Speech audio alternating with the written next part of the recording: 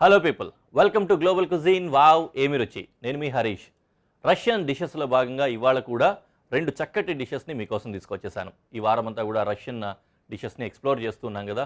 చాలా చాలా టేస్టీగా ఉంటున్నాయి, చాలా డిఫరెంట్గా కూడా ఉంటున్నాయి. ఇదే క్రమంలోనే ఇవాళ తీసుకొచ్చిన డిషెస్ కూడా చాలా అద్భుతంగా ఉంటాయన్నమాట. మొదటగా మనం ఒక వెజిటేరియన్ డిష్ని తయారు చేసుకోబోతున్నాము. అది కూడా అక్కడ బాగా ఫేమస్ అయిన పొటాటోస్ తోటి. మనం తయారు చేసుకోబోతున్న ఆ డిష్ పేరు ఏంటంటే రష్యన్ పొటాటో విత్ మష్రూమ్. ఈ రష్యన్ పొటాటో విత్ మష్రూమ్ డిష్కి కావాల్సిన ఇంగ్రీడియంట్స్ ఒకసారి చూద్దాం. పొటాటోస్ అంటే బంగాళాదుంపలు, అలాగే మష్రూమ్స్ అంటే పుట్టగొడుగులు, ఉల్లిపాయ, మస్టర్డ్ పేస్ట్ కొద్దిగా, అలాగే టొమాటో కెచప్ కొద్దిగా, వెల్లుల్లి, రెడ్ చిల్లీ సాస్ కొద్దిగా, అలాగే కొద్దిగా మైనీస్ సాస్. చాలా చాలా ఈజీ డిష్ కూడా అన్నమాట. ఇంగ్రీడియంట్స్ కూడా చూసారు కదా ఎంత సింపుల్గా ఉన్నాయో, తక్కువ ఇంగ్రీడియంట్స్ తోటి.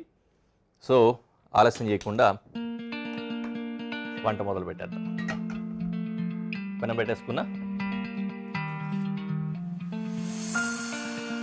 First potato. ఈ పొటాటోని వెడ్జెస్ కట్ చేసుకొని ఫ్రై చేసుకుంటాం ఈ విధంగా అన్నమాట.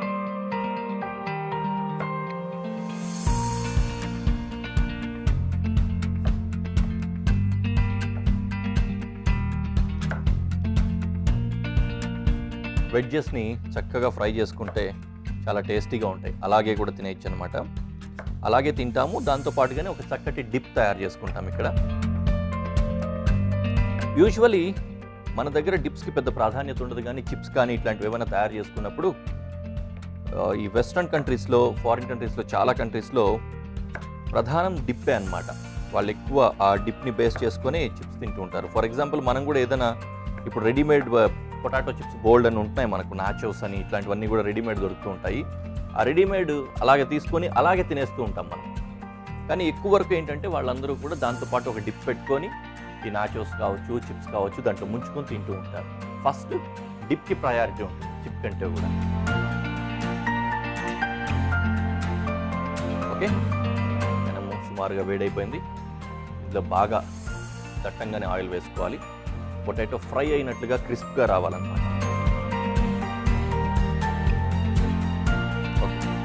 ఆయిల్ వేడయ్యేలోపు నేను ఉల్లిపాయ కూడా కట్ చేసుకున్నాను.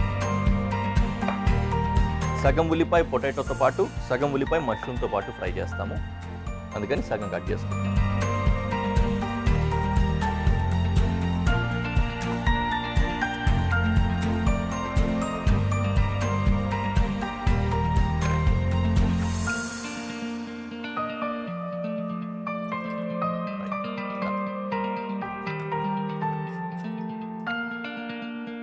ఆయిల్లో పొటాటోస్ వేస్తాం.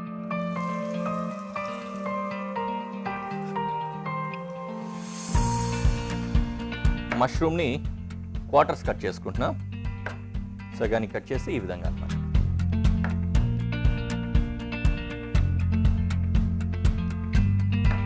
మష్రూమ్స్ చిన్నగా ఉన్న మష్రూమ్స్ని హాఫే కట్ చేసుకుంటున్నాం. పెద్దగా ఉన్న వాటిని క్వార్టర్స్ కట్ చేశాను. రీజన్ కూడా చెప్పాను కదా, మరీ చిన్న చిన్నగా కట్ చేస్తే ష్రింక్ అయిపోయి ఎడిబుల్గా మనం ఒక్కొక్క పీస్ తీసుకొని తినడానికి అంత కంఫర్టబుల్గా ఉండదు అనమాట.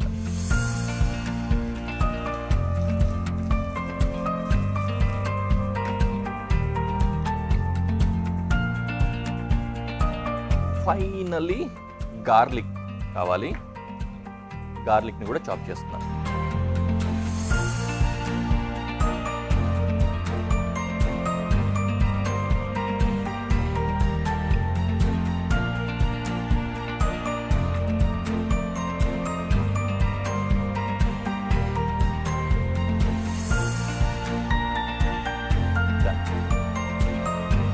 ఇప్పుడు ఇవి ఆల్రెడీ ఫ్రై అవుతూ ఉన్నాయి కదా వెడ్జెస్. ఇందులో కొద్దిగా గార్లిక్. ఫస్ట్లో ఎందుకు వేయట్లేదంటే గార్లిక్ మొదట్లోనే వేస్తే ఈ బంగాళదుంపలు వేగేలోపు అవి మాడి మసి అయిపోతాయి, అందుకని ఇప్పుడు వేసుకున్నాం. అలాగే హాఫ్ ఆనియన్ ఇప్పుడే వేస్తున్నాం. వెడ్జెస్ ప్రాపర్గా కుక్ అయిపోతున్నాయి, ఆనియన్ కూడా కుక్ అయిపోయింది, మన డిజైర్డ్ టెక్స్చర్ వచ్చేసింది అనమాట. సో ఇప్పుడు స్టవ్ లో చేసుకొని దీన్ని డిష్ అవుట్ చేసుకుంటాం.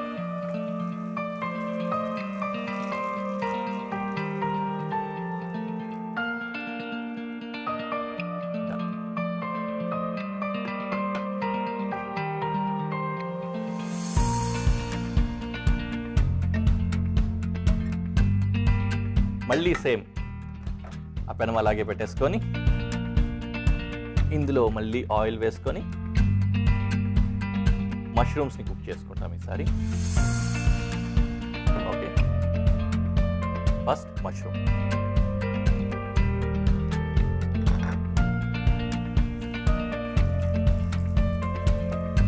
మష్రూమ్ మళ్ళీ బంగాళదుంప అంత ఎక్కువ టైం పట్టదు కదా, అందుకని కొద్దిగా తక్కువ కుక్ అయిన వెంటనే గార్లిక్ ఇంకా ఆనియన్ కూడా వేసుకోవచ్చు. ఓకే, సో ఇది కుక్ అయ్యే లోపు మనకు ఇంకొక పని దాగుంది. ఇదేంటంటే డిప్ తయారు చేసుకోవడం. ఇందులో ఫస్ట్ మైనీస్ సాస్ వేసుకుంటున్నా ఒక బౌల్లో, అలాగే మస్టర్డ్ పేస్ట్, ఈ డిప్లో ఫ్లేవర్స్ అన్నీ మీ చాయిస్ అండి. ఏ ఫ్లేవర్ ఎక్కువ కావాలనుకుంటే ఆ సాస్ని ఎక్కువ వాడుకుంటారు, మీ టేస్ట్. కొద్దిగా ట్యాంగీ ఫ్లేవర్ కావాలనుకుంటే టొమాటో కెచప్ ఎక్కువ వాడతారు, కొద్దిగా స్పైసీగా కావాలంటే చిల్లీ పేస్ట్ ఎక్కువగా వాడుకుంటారు, లేదు సాఫ్ట్గా ఉండాలి అనుకుంటే మైనీస్ని ఎక్కువ యూజ్ చేసుకుంటారు. నేనైతే ఆల్మోస్ట్ ఈక్వల్ క్వాంటిటీస్లో వాడేస్తాను. ఓకే, టొమాటో కెచప్, మైనీస్ వేసాం, మస్టర్డ్ పేస్ట్ వేసాం, అలాగే చిల్లీ సాస్ వేస్తున్నాం.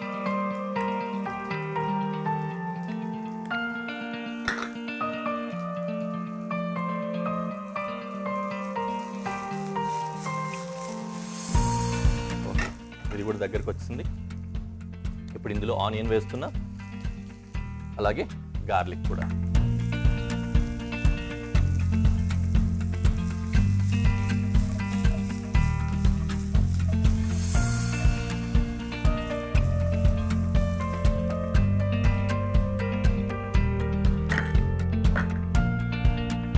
ఈ మొత్తం అన్నీ వేసుకున్నాం కదా, దీన్ని చక్కగా మిక్స్ చేసుకోవాలి. కొద్దిగా ఏదైనా ఫ్లేవర్స్ కావాలంటే హర్బ్స్ లాంటివి కూడా యాడ్ చేసుకోవచ్చు ఇందులో. డ్రై హర్బ్స్ కానీ ఫ్రెష్ హర్బ్స్ కానీ ఫైన్గా చాప్ చేసి వేసుకోవచ్చు అన్నమాట. రైట్, రెడీ అయిపోయింది మన డిప్పు. అలాగే ఇవి కూడా ఫ్రై అయిపోయాయి, స్టవ్ పెట్టేసుకున్నాం కదా. ఇప్పుడు ఈ ఫ్రై చేసి పెట్టుకున్న వెజ్జెస్, పొటాటోస్ ఏవైతే ఉన్నాయో ఇవి, మష్రూమ్స్, ఇవన్నీ కూడా కలిపి ప్లేట్లో సపరేట్గా ఈ డిప్తో పాటు ప్రజెంట్ చేసుకుంటాం అన్నమాట. అలా ప్రజెంటేషన్లో పెట్టేసి మీకు ప్రజెంటేషన్లో చూపిస్తాను.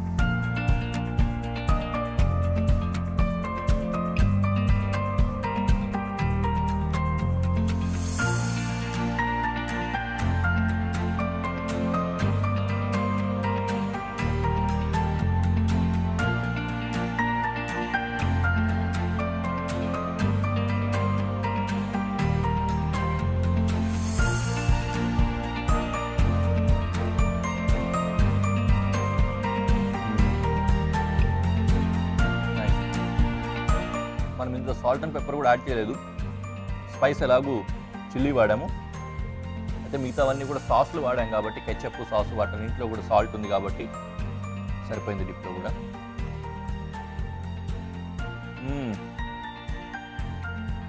చాలా బాగుంది. వావ్,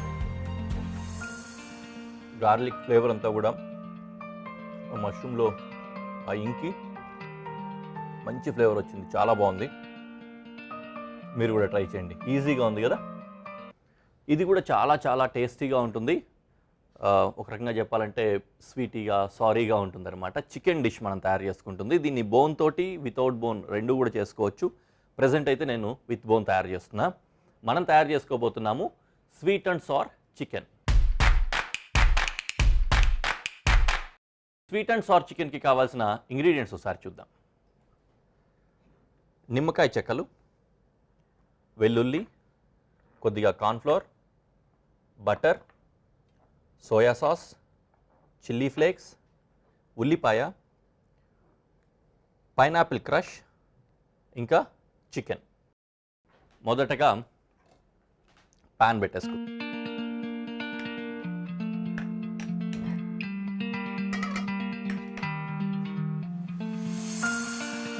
ఇది వేడవుతూ ఉంటుంది. వేడయ్యేలోపు చికెన్ని మ్యారినేట్ చేసుకోవాలి.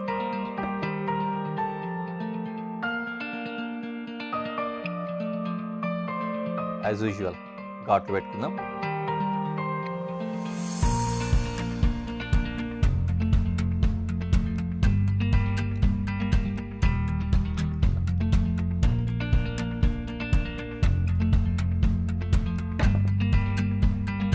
కొద్దిగంత సాల్ట్, అలాగే చిల్లీ ఫ్లేక్స్, కొద్దిగా పెప్పర్ కూడా యాడ్ చేస్తున్నా. సరిపోదు కారం అన్నట్టుగా, ఇంకొంచెం టేస్ట్ కోసం. అలాగే సోయా సాస్,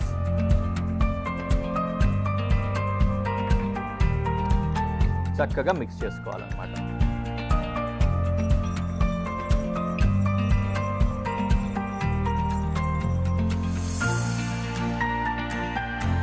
దీంట్లో చికెన్,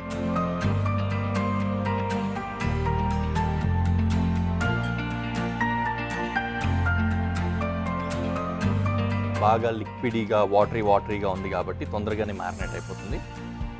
హాఫ్ అన్ అవర్ చేసుకోగలిగితే ఇంకా సంతోషం.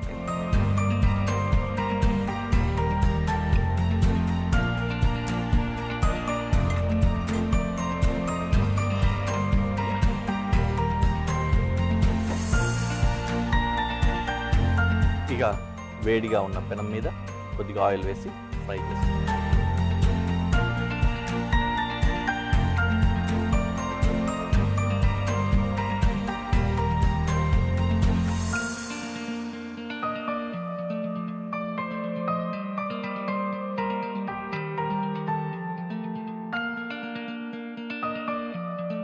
చికెన్ ఇలా కుక్ అవుతూ ఉంటుంది. తర్వాత అటువైపు నుంచి సాస్ కూడా తయారు చేసుకుంటాము.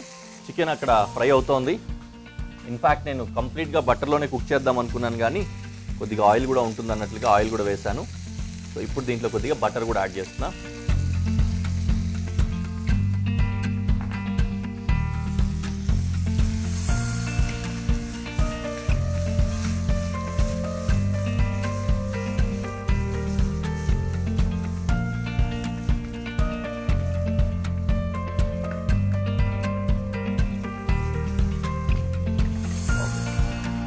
అలా కుక్ అవుతూ ఉండని మనం నెక్స్ట్ ప్రాసెస్ని కంటిన్యూ చేసుకుందాం. సో ఇక్కడ ఏంటంటే ఆనియన్ చాప్ చేస్తున్నా.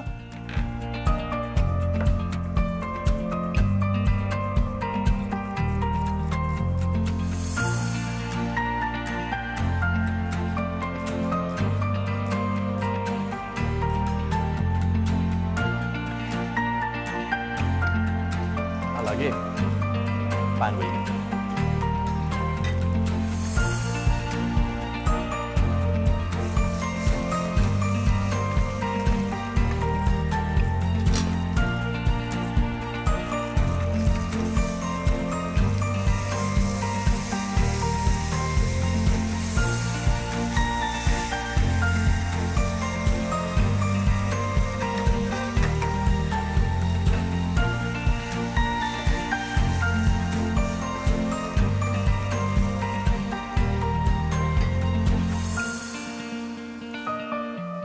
ఇందులో బటర్ వేడైన తర్వాత గార్లిక్ ఆనియన్ దాంట్లోనే సాతే చేస్తాను అన్నమాట.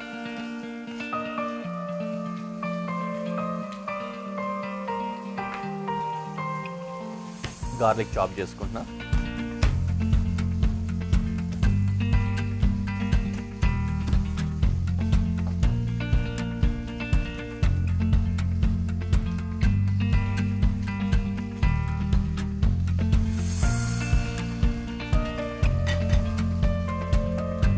ఇప్పుడు గార్లిక్ని బటర్లో వేసుకుందాం.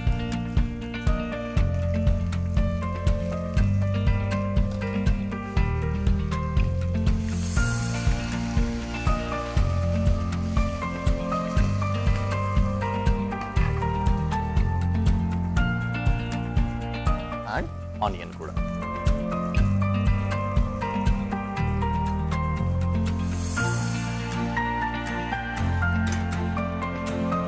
ఈ రెండు స్వాప్ చేస్తే ఇది లో ఫ్లేమ్లోనే కుక్ అవుతుంది. దీనికి కొద్దిగా హై ఫ్లేమ్ పెడతాం.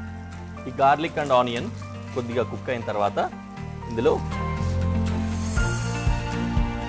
ఈ పైనాపిల్ క్రష్ వేస్తున్నాం.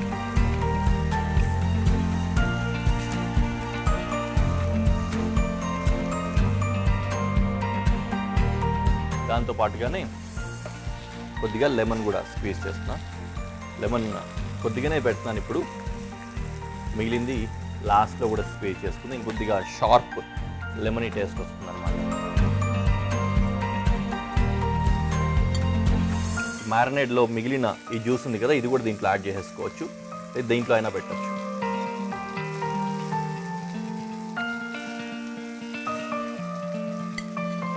అంటే మనం తయారు చేస్తున్న సాస్లో కూడా సోయా ఉండే విధంగా జాగ్రత్త పడుతున్నాం అన్నమాట.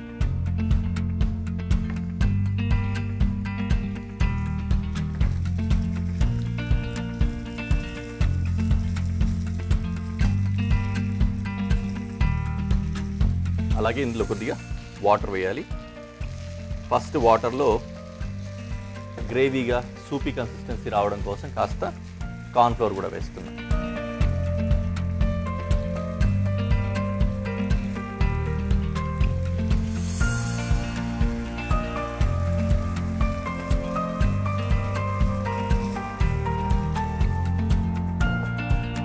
ఇందులో సీజనింగ్ కోసం కొద్దిగా అంత సాల్ట్, ఇందాక సాస్ వేసాం కదా సోయా సాసు, అందులో సాల్ట్ అండ్ పెప్పర్ కూడా ఉంది కాబట్టి దానికి చూసుకొని కాస్త తక్కువ మోతాదులో వేసుకోవాలి. వేసాం, సరిపోయింది.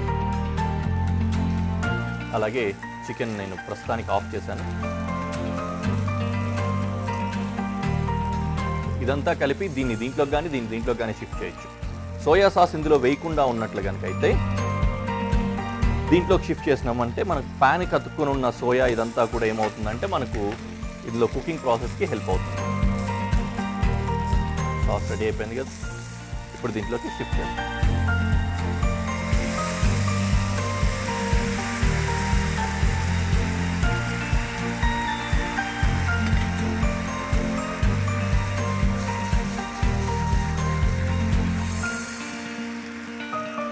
డన్, రెడీ అయిపోయింది.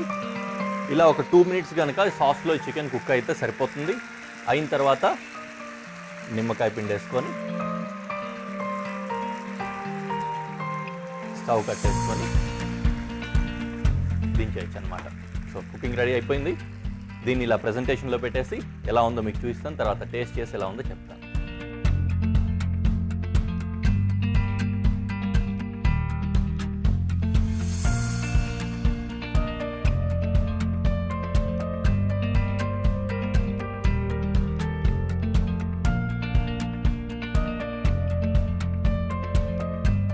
ఎక్కడి నుంచి తీయాలని చూస్తున్నా.